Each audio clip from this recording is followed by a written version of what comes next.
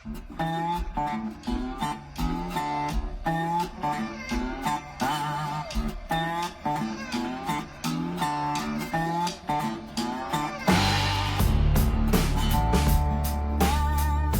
to this episode of the Business Brief for the Southwest Montgomery County Chamber of Commerce.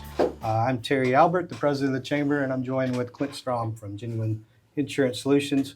We are here today with a guest that is just really happy to be here and is part of the fastest growing county in Texas and the United States, right? He has dedicated more than 2 decades in law enforcement, including serving as a Texas Ranger, and is now leading the Montgomery County Sheriff's Department. We welcome Sheriff Wesley Doolittle. Thank you for taking the time to join us. Hey, good morning. Thanks, Sheriff. Hey, glad to be here.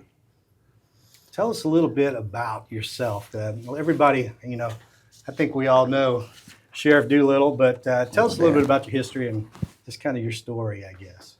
Yeah, I kind of grew up around here in Splendora and graduated Cleveland High School and been living in and out of Montgomery County pretty much my whole life. My mom and her family are from this area, so we get to hang out and do all the things country boys used to do. Hunting and fishing. Did you ever get in any trouble? Not documented. No. No, I probably had plenty of blisters put on my butt and my legs with a peach limb. Yeah. Peach limb. Ouch.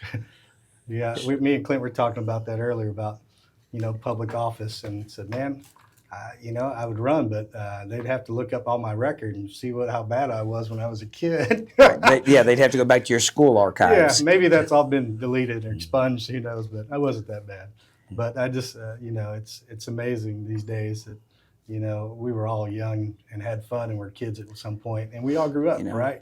Yeah, that's one of the cool things about being the sheriff here is growing up here, knowing the culture and the values and seeing our community change over the last, 25, 30 years is different. Like you said, we're one of the fastest growing counties probably in the country. I think number 4. It changes, at some point it was 1, it was 2, now it's 4, but it doesn't matter. If you're in the top 5 or top 10, it doesn't, that just means that this place is growing like a weed, right? Yeah, I think we added about 32,000 new residents last year to Montgomery County. Yeah, and there's 39,000 homes that are going to be built in this area over the next, 5 to 10 years. Yeah, and it's not just the Magnolia area. Every part of East Montgomery County is growing like crazy. And then you get up in Precinct 1 where Robert Walker and them are at. They're growing like crazy. The whole community is growing. I'm hearing somewhere between 4 to 5% per year, and we're probably close to about 816,000 people here today. In Montgomery County. Mm-hmm. Yeah, I saw some numbers that were in the 7, so yeah, I would imagine they're going to keep jumping pretty quick, right? Yes, sir. I grew up here, and Yeah, I can remember getting pulled over, and the biggest threat was, Clint, get you behind home or I'm calling your dad. Yeah. Yes, sir. That was probably the constable or one of the highway patrol. Dad was friends with the constable and Charlie and a lot of that group. Yeah, my first memory folks in this town as a kid was Dad going to Johnny Purvis's lumberyard, and Johnny turning around. I was probably about 6 or 7, going, Jake, did you get another speeding ticket? Yes, sir. Slow it down. Right. Yes, sir. So it has changed a lot. I think it has. You've had quite the career, Department of Public Safety, the Texas Rangers, which all of us think of Chuck Norris there. So that's a good thing to be thought of with the Texas Ranger. Everybody, Wesley, I think. Texas Ranger. Yes. Yeah, okay. See, that would work.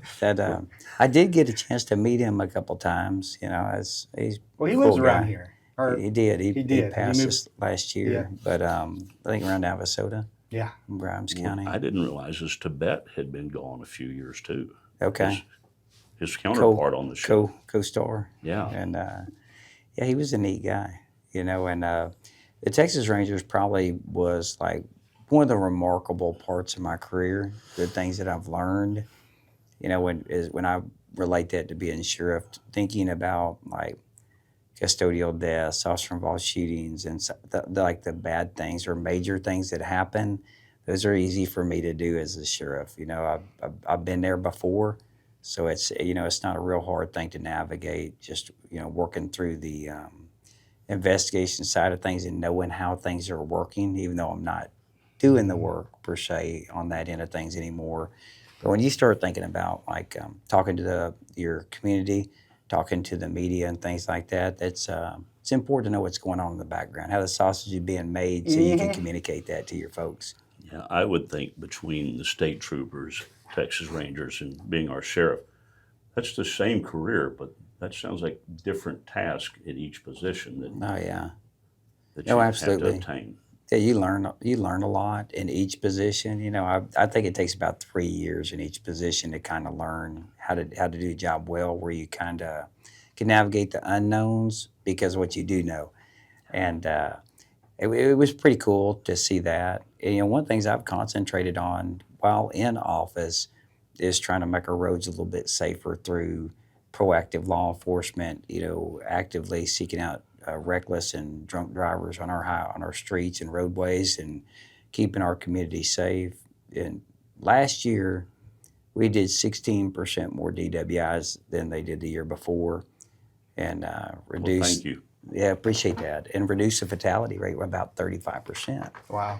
And those are real lives saved.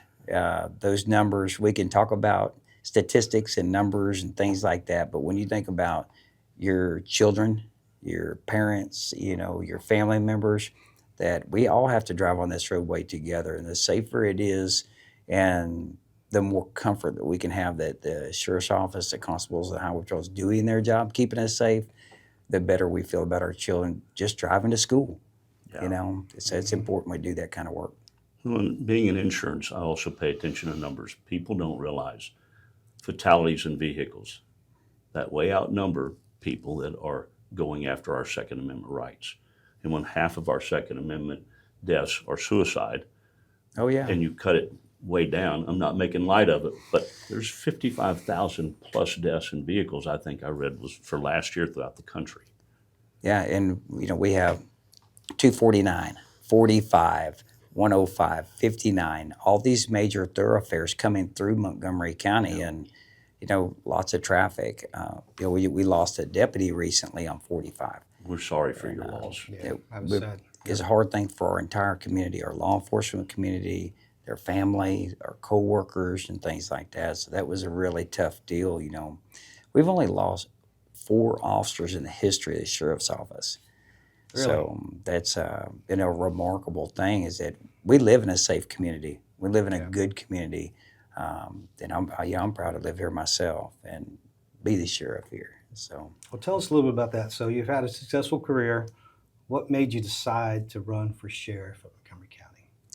I think just growing up here, being friends with Tommy Gage and Cash and the guys, and being a policeman, I want to do it a little bit better, try my hand at it. I remember coming out of high school being a pipe fitter and a welder at a refrigeration company, and so I use a lot of technical type terms. I think of having a skilled trade, and then learning how to be a policeman, learning how to navigate your community, how to make a little bit of a difference. I think that just wanting to do it, seeing some of the things that were going on, that I felt like I could make an impact and improve. One small example, I say it's a small example, it's a big thing. Something that I talked about a lot was 911 calls being missed. And, I'm proud of the fact that after coming into office, we have met the national standards, both the first and second part for the National Emergency Number Association, which means that you answer 90% of your calls within 15 seconds and 95% within 20 seconds. And we've met that standard every month I've been in office, which means we're doing a better job of answering 911 calls, because there's only 2 primary service answering points, we call them PSAPs, in Montgomery County. One is the sheriff's office, and 2 is the city of Conroe. And then we have secondary PSAPs after that, and we transfer calls to them. We've moved about 12,000 non-emergency phone calls out of dispatch into administrative assistance, and bought software and hardware and changed the way we do things, fully staffed dispatch, and have been able to handle that call volume. But I will tell you, it's going up every day. Well, I got to ask this because I saw it somewhere, and I don't know if it's been implemented here in Montgomery County, but it's the texting to 911. Yeah, I believe we can do that. We text 911 So here. you text 911, and you have what information would you want in that text? I guess everything that we would need to get to you. You know, we Name, address, phone number. I guess phone number's coming, but I just they saw can that was something geolocate new 'em. that 911 is implementing. So that's kind of neat because we all text nowadays, right? Yeah. It's easier to do that almost than So- a call. You know, no, I don't know. I don't have a landline. No. I don't know anybody that really does. Yeah, my mother anymore. did. And apparently all she got was phone calls asking her to change over to Medicare Advantage. So, So, you know, so we got rid canceled of it. that You're right. too? Yeah, see, we didn't call her. We called her cell phone, right? Yeah. Yeah. So, yeah, that's what's happening in the world. So that was interesting to see that you can text 911 now. And right, it said that they wanted Very cool. your name, address, and what the problem was. It's actually amazing because if somebody's in trouble, they can stay silent. Yeah, Yeah. and Do there they are need to some communicate? I think that's other, kind of the point. Yeah. There's some other things. I can't remember the name of it off the top of my head. I talked about it at one of the Woodlands Republican meetings, was that you can put some certain information in there by calling and sign up with a program we have at the Sheriff's Office, where it talks a little bit about maybe your medical conditions or the things that you have, your addresses, all of your next, you know, so we need to call if you're hurt or something like that. And they can have that information that when you call that or call, they have it available to them. Oh, that's important. So I Yeah. think, especially when we think about our parents and, you know, maybe our children and things like that, it might be something we could use, you know. And for me, grandkids now. Yeah, I'm getting there. So when you were first elected, what were some of your top priorities that you wanted to accomplish that you saw with the community that you felt like you could improve for our safety? Yeah, most certainly the 911 was one of the biggest things. And, you know, this sheriff's office, it's like a business. It's like a corporation. You know, I like to treat it as such, that we take care of all things encompassing, not just boots on the ground, sheriff's deputies answering calls, but we have open records we have to take care of, finances, audits that we have to do, inspections that we have to do to keep up with Texas jail standards, executing contracts and different things like that. So we put a great deal of work into like our NCIC, TCIC audits. You know, we had one last year. It's the best one we've ever had. Keeping up with our UCR or NIBR statistics and the audits on that is important, that we accurately report the crime in our community so we can measure it and decide where we need to put our efforts at and where we need to put our personnel at in order to better handle the calls and keep our community safe. So I spent a lot of time on that. Started a redactions team within our records division, added to my human resources, you know, tried to plus up the finance side of things and just keep things operating smoothly so we can serve the community. The boots on the ground guys can do their job, but to support that and to keep up with all the regulatory things as well. What's one thing that surprised you the most after taking office? There's been so many. There's things that you don't get to deal with unless you are the sheriff or the elected official. You know, the buck stops with you. You can delegate tasks, but never responsibility. And taking care of like just internal affairs investigations, keeping up with your people, you know, and just doing good work on, like I call it the business side of things. I think the disciplinary things are something, you know, I have almost 1,100 people, so that's constant. It's daily, you know, making good decisions, hearing appeals on things like that, on disciplinary action and stuff like that, being compassionate, but also understanding like a mistake of the heart and something that's intentional and having a little grace and helping people through their careers. You know, I think that it's important to do that part too. You and your officers have a difficult job. I wouldn't want it at this point in time. Things changed, let's say, 16 years ago or so with the attitude towards our officers. I had a little time where I got to be a civilian rider off and on with one of my best friends with one of our departments, and it gave me a whole different insight of what you guys deal with. And from an insurance standpoint, I'm sure it would be hard, but I think more in the public need that experience as safe as it could be because they have no clue what the officers go through. I wouldn't even want to make a traffic stop now with the changes in our community. You know, well, I'd like to say first off that we live in a great community. We do. Most people here are good people. They're hardworking. They're religious. They're Christians. They just want to go to work, raise their families, and enjoy their lives. And those people we have very little contact with. Maybe at the restaurants and as they come to events and stuff like that. But we deal with a smaller part on a regular basis. And there can be some people that are career criminals. There can be people that make mistakes, one-time mistakes. And, because I do have a jail, we have about 1,317 beds here. We have about the 10th largest jail in the state of Texas.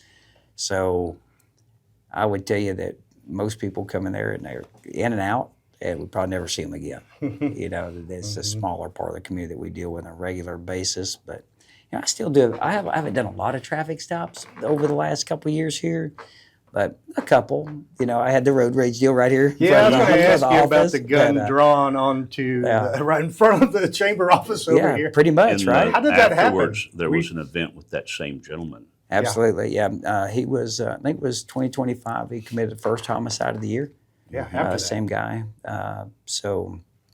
Were you just at the right spot at the right time? Because that's just strange. That, right or wrong, I hadn't figured it out yet. The picture yet. is you with a gun drawn in traffic. I'm going, was he there? But I think what we saw in the future with news reports, you saved somebody's life that day. It's you possibility. being there, I think when you look at his history afterwards, he had anger issues. And I think we should all be grateful you were where you were at that time. Yeah, I think about things like this, and I talk about this in our agency, is that every policeman has to take oath of office. Every person joins the military takes oath of office. And at the sheriff's office, all employees take the oath.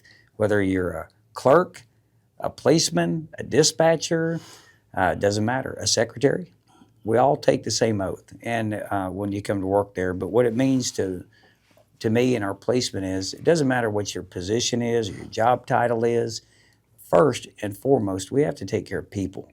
Yeah. Their health, their safety, and their property. And that's something that even my captains will go out and work, and I try to get them guys out of the office as much as we can to be with the lieutenants and the sergeants and the deputies to make sure that we're all doing the job that we get paid to do. I tell them simply, let's just do a day's work for a day's pay. And I think anybody that has a business or employees, that makes sense, right? Yeah. Just earn your keep. That's a good segue. As the Chamber of Commerce here in Southwest Montgomery County just grows. I looked at it yesterday. We added 90 members so far this year. Oh, wow. Yeah. So, we are sitting in a big growth spot, but that's also happening to you, right? Oh, yeah. So, from your perspective, the growth, it's exciting, but what does it also do for the Sheriff's Department? What are you guys having to change on your end as the area grows? One thing that we did last year is we worked with a toll road in Commissioner Riley's office. We had 9 deputies out there. You may have seen more deputies on 249. Oh, that's where those guys came from. Yeah. Oh, okay, I got to slow down. Yeah, through a contract with them. But hey, anticipating that growth, right? Making sure that people are traveling safely, yes. Working through contracts and things like that to build the agency to handle the needs of the community. And I guess there's a lot of things happening. Y'all may see or have a friend or someone that's been a victim of fraud. These texting scams and email scams and phishing and all these things that happen with fraudsters, Bitcoin. Daily, I get it. Mm-hmm. Your business can get financing here. I'm not talking to you. You get blocked, right? And you get removed. But it is constant. I know one thing I would tell people, I have had a lot of phone calls, people I personally know that are being reached out to either through text or phone calls. We're not calling you telling you missed jury duty. We're not sending you. One of the more common things I see is they will email or text them a picture of a federal subpoena and say they missed jury and we're going to arrest them if they don't pay. Wow, I haven't seen that. I saw that. We don't do federal subpoenas. That's somebody we know, that would scare Terry, somebody, though. Somebody we know, and I forget who it was, but I believe there are members here that got that. Yeah, or tell them they missed jury duty, and they'll tell them, hey, you need to go withdraw some money out of the bank and bring it to me. I'm a police officer. They spoof. You know what spoofing is? they basically use an app to copy the sheriff's office number and call someone. So Well, they yeah, think they they're did that being for my called. business. Yeah, because Okay. we would get people that would say, "Hey, quit calling me," and they would call back that number. But Yeah. they'd come to our business, and it would be like, "We didn't call you," and they're so upset, because They that don't number, understand. They don't understand. I said, "You don't understand. It's not us calling you." Right. But that's what they're doing, and they can do that with the sheriff's numbers too. Oh, absolutely. Yeah. They're not here. They're not accountable for our laws many times.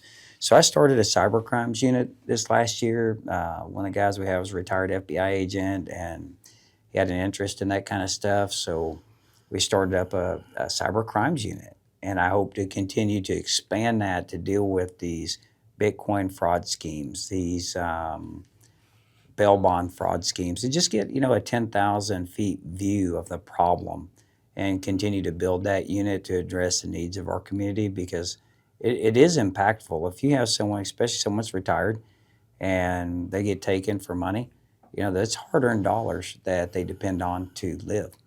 And it's particularly upsetting to see that happen to good people in your community. And another one that I was dealing with at the sheriff's office is we used to just post the jail roster. You've probably seen it posted. Yeah. What was it? What's the Facebook? It says, "Smile, you're in Montgomery County" or something. Like Say Cheese. Say Cheese, yes. Montgomery County Police Reporter. Yeah. They both put them on They're there. so fun. Yeah. Well, everybody likes to look and gossip, right? Oh God, yes. So, but what we were having is people that were arrested. These fraudsters were calling their family members and saying, "Okay, your loved one is in jail. If you give us $500, you don't have to come up here. We'll get them out." I'll tell them, just let them sit there. Dad Yeah. always said, you're going to spend the night and you're going to learn a lesson So if you go. my dad used to tell me, "Don't call me." Exactly. Right. Dad Right, told me that's too. Don't use your Yeah. first quarter on Well, our me. 'Cause I ain't generation was coming. like Yeah, that. I ain't coming. Right. You'll wait it out. Right. So that was a big fraud Right. thing, and we changed some stuff. We changed our website. We changed the way we do things now. So you have to get an account, make it searchable, and stuff like that, and try to make it a little bit better so we don't have secondary victims from their loved ones being arrested. So I would tell people, be conscientious of that in our community, that, if you ever have a question, call a legitimate company and ask. When you're being put on the spot, one of the best sales tactics is pressure, like creating the illusion that they can't get off the phone, or they can't call somebody else, or that, this has to happen right now. Anytime someone's putting pressure on you to do that, hang up on them. Right. And, if you think it's the sheriff's office, call the known number for the sheriff's office and talk to us. Or Well, the even with constables. AI, be cautious how you respond. No yeses, no nos. I don't respond to anything anymore because Right. of, if they can get it in my writing or my voice, there's no telling what they'll do with it. Yeah, it's a little scary, and it's a little bit, it seems like it creates some good opportunities too, challenges and opportunities that coexist, and you try to figure out how to use that to benefit your business, whether it be a call center or, using it for data analytics, trying to figure out what, who are your potential customers, right? It can be Yeah. used for good and That's bad. it. Business AI, 100%. It's changed the world, right? Has AI incorporated anything into law enforcement that's made it easier, better? I think there's some potential there for maybe telephone reporting, or like one of the interests I have is I'd like to add a chat bot to my website so people can ask questions, or to be able to call in and have some AI software that'll answer typical questions. How do I put money on someone's commissary? Where's visitation? How do I schedule a visitation? Those are calls that we get a lot. And being able to answer those through some kind of software and direct them to where they can sign up on the sites and get their business taken care of would eliminate a lot of frustration for folks and make things more efficient for our office. Yeah. So for your fraud division, more specific to us business owners, what's a waste of your time for us to report? Like I said, I get a lot of fraud. I block them and go Right. on. But what helps your investigation? Because as business owners, we want to help you guys. We don't want to just dismiss if it can be helpful, but we sure don't want to waste your time. Yeah, if you think someone's got you on the phone and they're trying to defraud you, try to get as much information from them as you can. Hey, what's your callback number? How do I get a hold of you? Ask them, do you have an email address? Or if they're asking you to send money, where do I send it? What's the address? What's your, I don't know, Bitcoin or what's your digital bank account number? Those are things that we can follow up on and try to figure out who this person is or who this fraudulent account is, and work with our district attorney's office and through our forensic tools to try to identify that person so we can get a better idea on how to hold them accountable. What about emails? As a business owner, I see more emails. If I get a spam call, I generally will answer, and when they go to say something, I'll simply go, "Did you honestly just call me at my business?" Right. It's amazing how quick they hang up. I think, with email addresses, there's information there, and you might ask them for an email. What's an alternate email? I see some of the things I've seen, like, what a phishing scam is. Maybe you do business with someone that say, hey, I need to redirect this payment to this account because of this reason, whatever it is. And, most people put who their finance person is on their website. They know what their email is because it's on their website. And they may try to figure out how to hack into your email, find out who your customers or who you do business with, and then change the email address instead of saying Wesley Doolittle at mctx.org. They might put Wesley Doolittle at mctx.com. And, Right. and your business people may not catch that. Yeah. So, anytime someone's asking you to change like a routing number or change something, you should call that person, talk to them, verify what's going on, know who your banker is, have that personal relationship with them to know to try to figure that out before you make any changes to billing and payments and stuff like that. Let's talk a little bit about your leadership at the sheriff's office. Every industry seems to be dealing with, workforce challenges, recruiting, retaining quality people. Yeah. Is that something that you're also seeing, and how are you overcoming that? So we're retaining about 95% of our employees at the sheriff's office. One of the things that I'm thankful for is that we worked with the Commissioner's Court last year to do some pay studies and pay parity, and we made an adjustment. Hopefully we will make another adjustment this year. Folks being able to provide for their family because of their income makes a difference in their happiness and job satisfaction and so on and so forth. So being able to pay folks, we did a couple things last year that I think really helped me in the jail.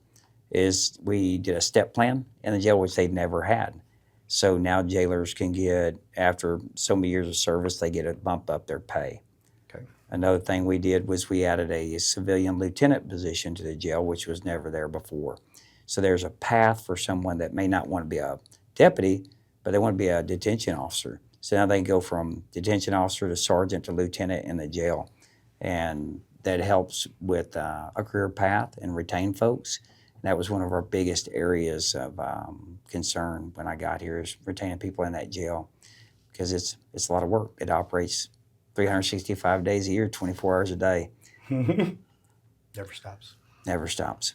So you guys are very active in the community. Can you talk to us a little about that? You're active with our chamber. How do you balance that? Because you have to be pulled, you and your staff, in 1,000 different directions. Yeah, well, we have 6 patrol districts, and there's a captain over each two. We call it like East, West Command, South Command. And, I want the captains that are closest to the community that I have more of to visit with folks here. I think it's, you talk about leadership a little bit. One of the things I learned early on as a trooper, narcotics agent, a ranger, is that your relationships are everything. And the more people you know, the better your relationship, the easier it is to have that influential relationship with someone to get work done. And when I was a ranger, I could get things done all over Texas, sometimes across the United States, just because I knew people from a conference or we worked together on another deal. And when you have that personal relationship, it's good to be able to call somebody and ask for help and to get it done because they know you and they trust you. If you call another business or another policeman, another state, they don't know you. They don't know if it's a real deal. They have to be able to trust you. So, I talk about leadership in frames of relationships and influence, and that to me is the 2 pillars of leadership. So I work constantly in the community to know people. I have received calls from people in the community that things aren't going just like they want them to go. Maybe they had to call because their vehicle was stolen or they were a victim of fraud or something like that. They'll call me directly. And I try to take as many calls as I can and return as many as I can, but it gets a little overwhelming. But I like knowing what's going on and getting a little feedback, so I know how to talk to my captains and chiefs and stuff about what's happening in different parts of the community, and make sure that we're taking care of your needs. And it's a little bit of a balance. We're running a little lean right now. I'm asking for some positions this year, and our jail's been a little bit overcrowded. So we had to send some people over to Waller County last year. I'm working with the Commissioner's Court and with the architectural firms to try to get a request for qualifications right now to see if we can design and get some costs for jail, and hopefully go out for a bond sometime next year.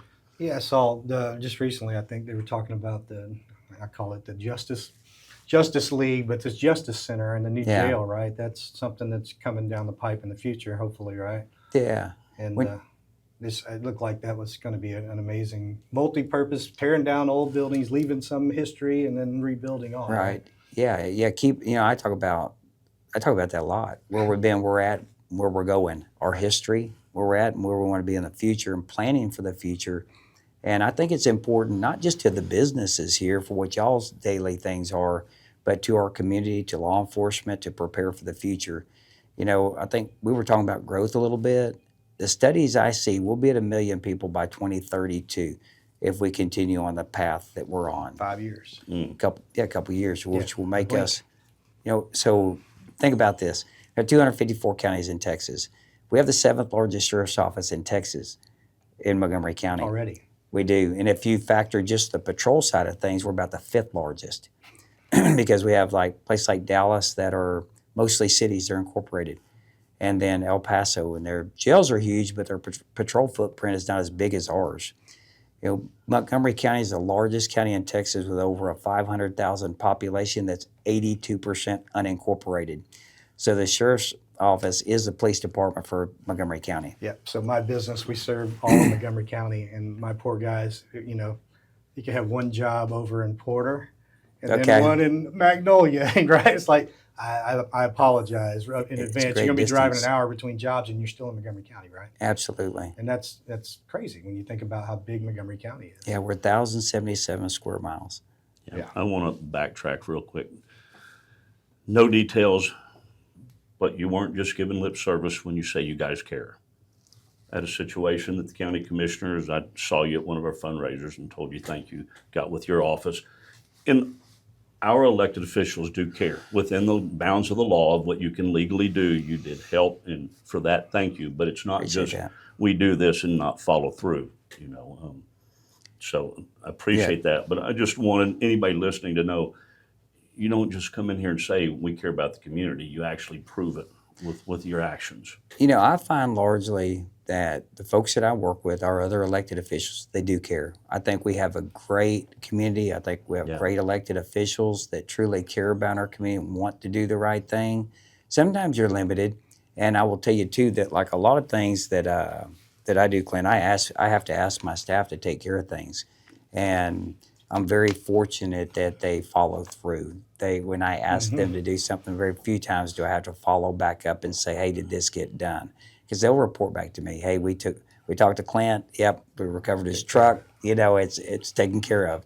And we have an effective team. I'm amazed at what the sheriff's office can do, what our deputies do on a daily basis with the tools that they have and the number of people we have. I'm asking for about 21 new positions this year. I need about 150. And as our community grows, I think that we have to prepare for the future. We have to build a courthouse. We have to build a jail. We have to have roads, bridges, flood mitigation, homes, all the things, businesses, restaurants, and all the things that make us successful in our community, that the reasons why people want to live here, right? I think we really live in a safe community. And we talk about, so we did some studies on incarceration rates. In Montgomery County, we arrest about 1.5 persons per 1,000 residents. The state average is about 2.2. So when you look around about how safe we are, we're a pretty good spot. And I hope we can keep it that way. Let me, so I got this in any of our talking points, but when we had the new Justice of the Peace, Billy Matston in here. Oh, yeah. We asked him, got to tell us, because law enforcement, you have tragedy you see all the time, right? And you have to deal with that. But so what was one funny story? And he told us the funniest story where they kicked in this door. He said he was always the guy that kicked in the door, and this guy was face down on the couch, and he was telling him to put his hands up, and he didn't. So he started manhandling him and handcuffed him, and then the lady walked in the room and said, "What are you doing?" He goes, "Well, he wouldn't put his hands up," and he goes, "He's deaf." So he couldn't even hear what he was saying. That's a challenge. That's a challenge. That was a good, funny story. Do you have anything that, you can let the listeners know that, there is a funny side to being part of the Sheriff's Department? I'm trying to think. There's so many things, I think about I've been full-time about 26 years in law enforcement. Went to my first academy 28 years ago. And there's been all kinds of wild stuff happen. I've seen so many things in my career. And it's hard for me to think about the funny things. I think about all the bad things and some of the people that I've worked with and been able to help and our community. So maybe do you have someone that's at the funny Sheriff's office that's the comedian? Oh, Scott Carson, Scott is a stand-up comedian, and went and watched him a little bit. Somewhere, somebody's got to make it fun because, I know you love it. But full jails made me think of Arizona, and pink underwear and tents would be okay with me as a citizen. Right. I've heard a lot of people say that, and I actually talked to the county judge about it. Me and Mark Keel were talking about that a little bit, and some possibility, but it presents a lot of logistical issues too because of jail standards and stuff like that. I think it would please most people if we just had tents, Yeah. But it would not please the Texas Jail Commission. So even the pink underwear, the people had to see that. That's At least different. if I got in trouble, that'd be enough to make me go, I'm not doing that again. Yeah, it's Sheriff Joe, right? Yeah. And we try to do a really good job. I will tell you this, when it comes to the jail, the vast majority of people in our jail are coming back into this community. So we treat them with respect, dignity, try to get them skills to assimilate back in our community, because they may treat people in our community how we treat them in our custody. And we have a veterans pod in the jail and a very low recidivism rate as a result of treating them veterans with respect, dignity, getting them their benefits and helping them assimilate back into the community and navigate the challenges of PTSD, not having their benefits or medical care and getting psychological care beyond that and mentoring them people once they get out. So we're very proud of that program. Yeah. You want to do some rapid fire? We can do some rapid fire. Okay. All right. Coffee or tea? Coffee. Morning person or night owl? Night owl. Go ahead. What's your local favorite restaurant? Now you're going to really get personal now. You got one. If you had one, you had to eat at. I like to cook, but we'll run over to a couple different places. We'll go to like Conroe Lake House or Papa's on the Lake or something like that. It's real close to where we live. What's your favorite leadership book? I've read a lot of books. The Leadership Challenge, different things like that, where you talk about. I have a master's degree in leadership, so it's something that I love to talk about. There's a lot of different books. I think some of those that are more like religious based, and I'm trying to think of a couple different ones that are like real short, but good. And my cousin sent me one. I'm trying to think of the name of it. What's your favorite Montgomery County event? Oh, probably the fair. Yeah. Well, we would like people to say the parade. Can we back that up? Yeah. I did get an award at the Magnolia Parade for the Doolittle Express one year. Yeah, that's right. So, and are you in it this year? I hope. Well, okay. We'll contact your office. It being a favorite event and all. Yeah, you better be your favorite event. What's the one thing people should be surprised to learn about Sheriff Wesley Doolittle? I like to work outside. I like gardening and doing things like that. I was a pipe fitter, welder, refrigeration mechanic, and I like to work with my hands. If the listeners had one thing that they could take away from this podcast, what is the one thing that you would want them to know about yourself and what you like to do? I would tell them, I enjoy being the sheriff here, and I appreciate the opportunity afforded me by the citizens here, and that we do the best job we can with our tools and the resources that we have to keep our community safe, and that people shouldn't hesitate to call our office and report problems and issues.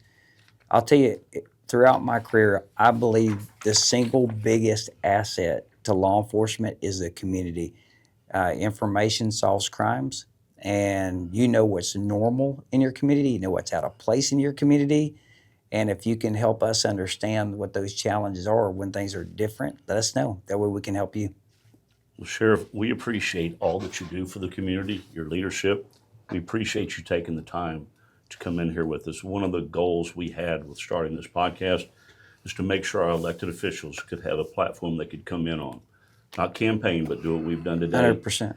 And have a position where you're not with a reporter going, let me see how I can shock them. Because we just want you to be able to have a safe space to present to the community, and then you can fill the phone calls. And you're always welcome back. Yes, we're grateful. I appreciate you guys, appreciate the conversation, and thanks for being patient with getting me scheduled over here, and I've had a great time with you guys. Well, thanks everybody for joining this episode of the Southwest Montgomery County Chamber of Commerce Business Brief.